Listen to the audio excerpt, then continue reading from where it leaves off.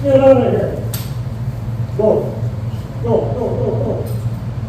Go.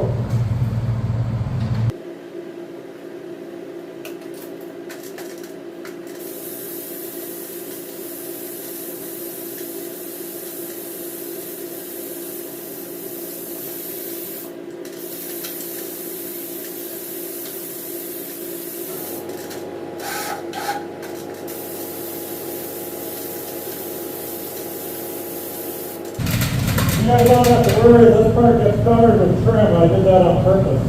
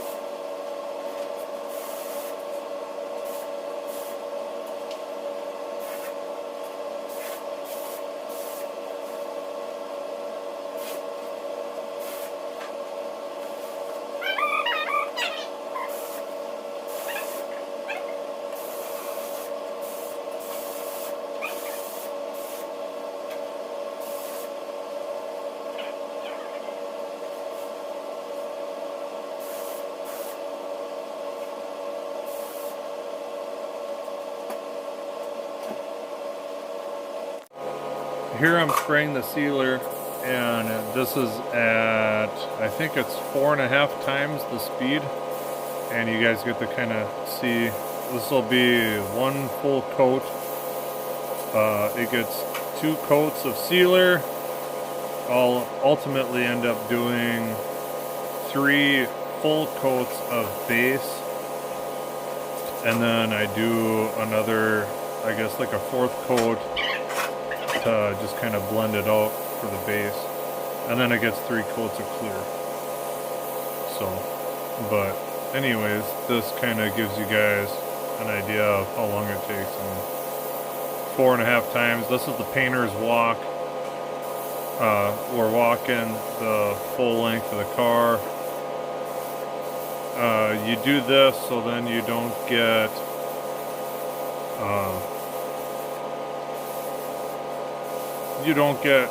the dark spots at the edges of the panels. A lot of guys will paint a car and they'll spray the fender, and then they spray the door, and then the next door, and then the quarter. I mean, with sealer it doesn't matter, but sealer is going to be your kind of first thing that you do. So sealer is when you get to kind of practice and try to get good at it. You can kind of see I put my hand on the side of the car. I'm putting it on the drip rail. The drip rail already got painted. I'm not worried about fingerprints. Also, it's going to get covered by a chrome drip rail molding, so it's not going to matter too much. And then I basically do this for each coat of everything. I'm doing the painter's walk up and down the length of the car.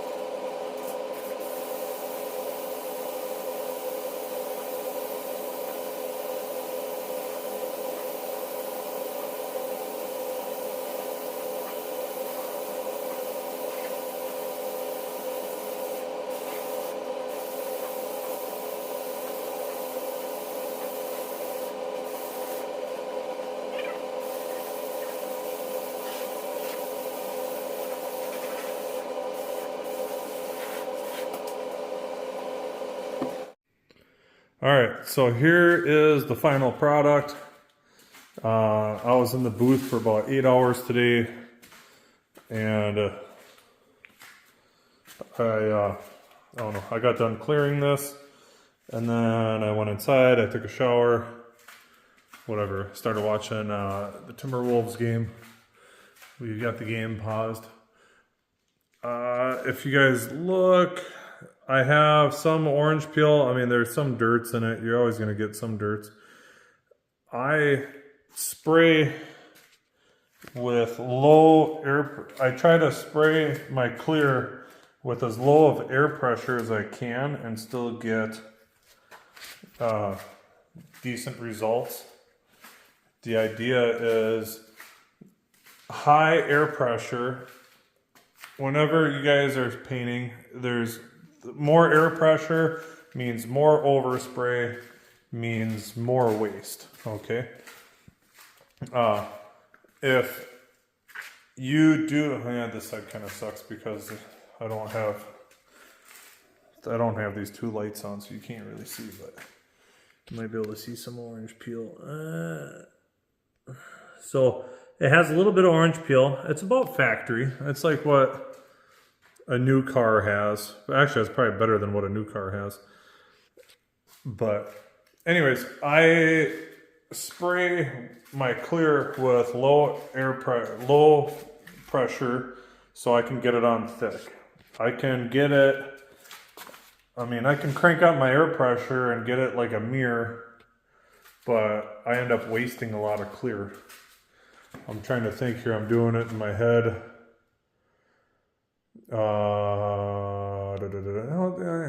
guess there's about a gallon of clear on this, but there's 3 quarts, so there's almost a gallon and a half of base coat, and with the base coat you got the air pressure cranked up higher. And then like guys complain about the orange peel, and it's like it's gonna get cut and buffed, right? So if you guys imagine each layer of clear, imagine you got Legos. Oh, sorry, Lego. Every Lego you stack is a stack of clear. The orange peel is the little knobs on the top of the Lego piece. So when we go to cut and buff this, then all we're sanding off are those little knobs on the top of the Lego. So my idea is crank the pressure down low, get it on as thick as you can, and put it on as thick as you can. I can guarantee that 3 coats like this compared to 3 coats with high pressure trying to get it completely flat, that if you take, they make these things, what do they call it? A mill thickness. I think the way it works is it's like a magnet. You stick it to the side of the car, and I think depending on how much resistance, it tells you how thick the paint is. I guess, I don't know. I'm not really sure how they work, but they do make a mill gauge, and I'm willing to bet that my 3 coats are thicker than 3 coats at high air pressure. And actually I know it because like when I'm spraying it, you can see how thick it is. And I don't know, I've done it, like I had over here on the quarter, my last coat of clear. I can't, let me see if I can, well here, hold on. Okay, right there. So like right here, okay. Let me see if I can. Okay. Yeah, there you can see it right there. I had a water drop hit there. Right there. So I should be able to get it out. It was on my last coat of clear, but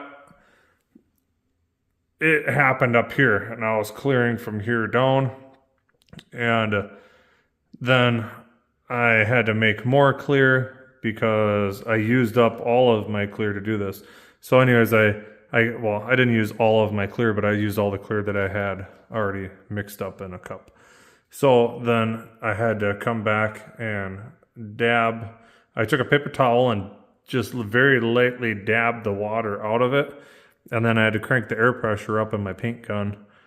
And I brushed some clear on. But I had to crank the air pressure up because I wanted it to blend out onto the existing clear. If I would have left my air pressure down, then you would have seen it would have looked like spackling, or it would have been super thick and orange. It wouldn't have been able to blend out. Now that thing will buff out, and all these dirts and stuff, it'll all sand out. This all has to be cut and buffed. And like I said, I mean, we're not going for the Riddler Award. However, the son of a gun is nice and straight, and that's the most important part, right?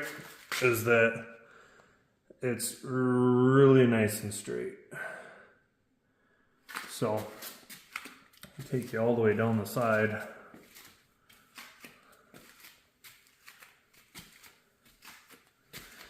I mean, it's nice and straight. And this is a gorgeous color. I can't wait to pull it outside.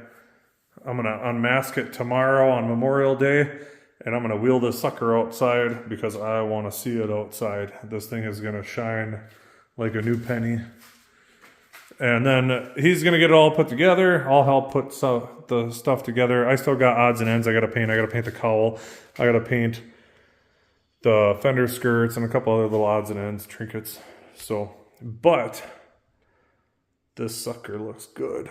It's nice and straight, and that's what we're after, right?